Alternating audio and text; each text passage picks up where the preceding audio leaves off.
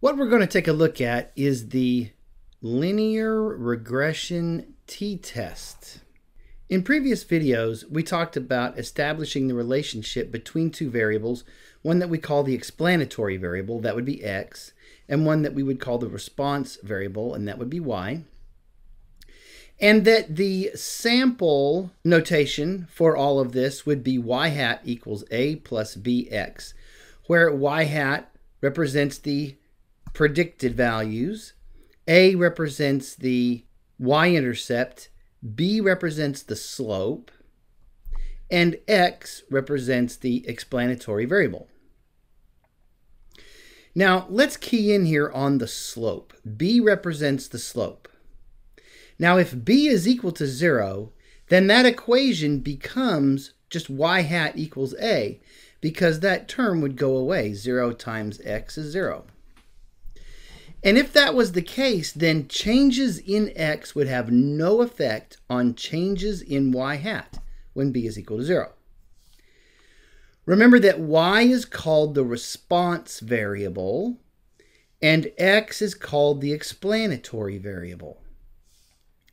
If b is equal to 0, then x can try to do all of the explaining at once, but y is not going to respond.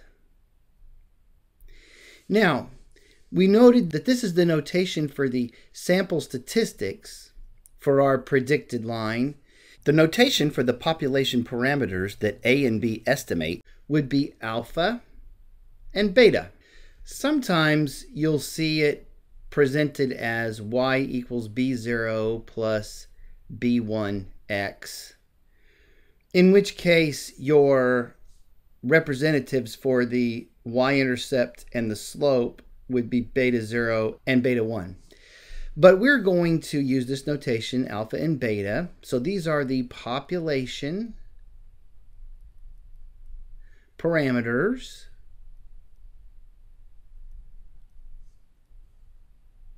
that A and B estimate.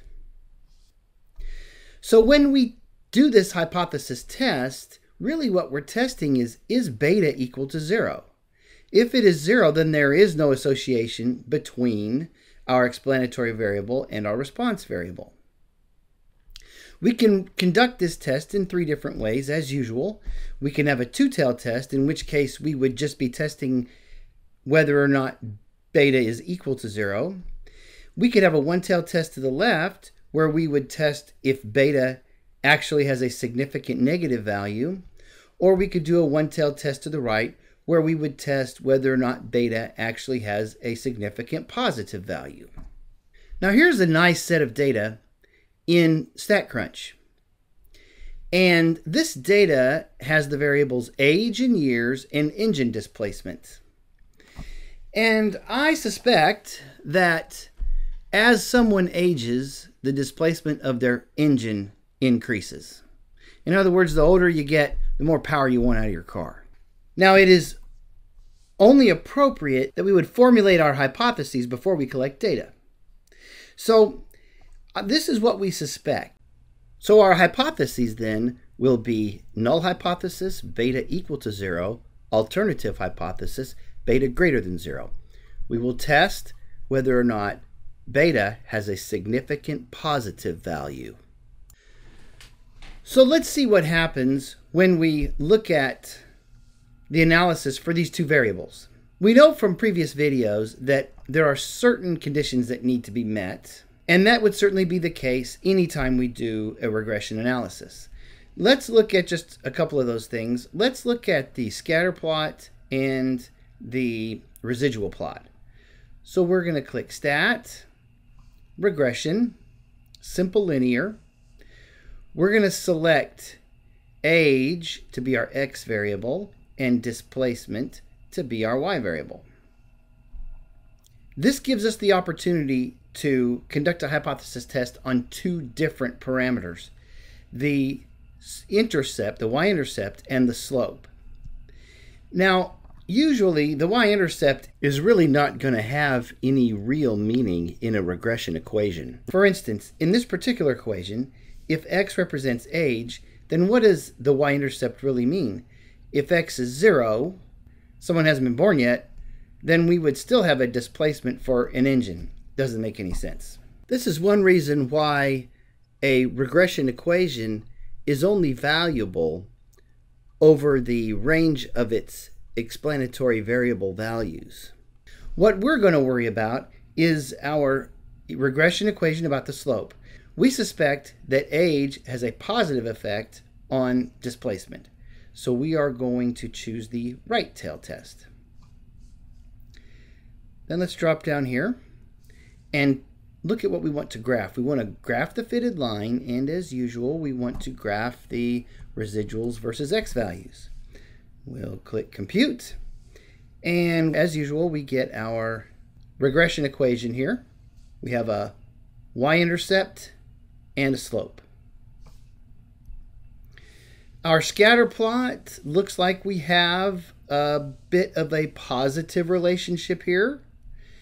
And our residual plot does look like a random distribution of dots above and below the line y equals 0, and there doesn't appear to be any kind of fanning at all.